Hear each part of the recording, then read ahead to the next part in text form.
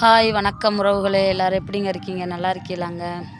நான் ஏற்கனவே உங்களுக்கு இன்றைக்கி ஒரு சர்ப்ரைஸுங்க. வாய் வளருது.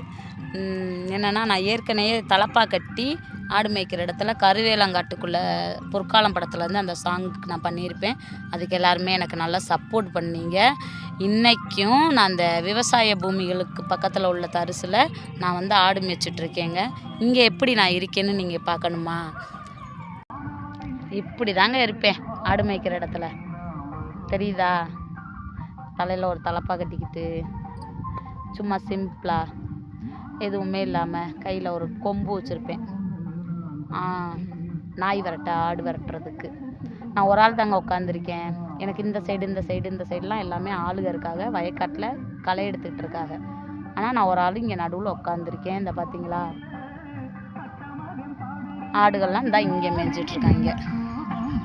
பார்த்தீங்களா, நான் அப்படிதாங்க உட்காந்துருக்கேன். இந்த ஃபேஸில் என்னைய பிடிச்சிருந்துச்சுன்னா உங்களுக்கு லைக் பண்ணுங்கள், ஷேர் பண்ணுங்கள், மறந்துடாதீங்க, சப்ஸ்கிரைப் பண்ணிக்கிறங்க. அதோடு நான் எப்படி இருக்கேன்னு கமெண்ட் பண்ணிடுங்க.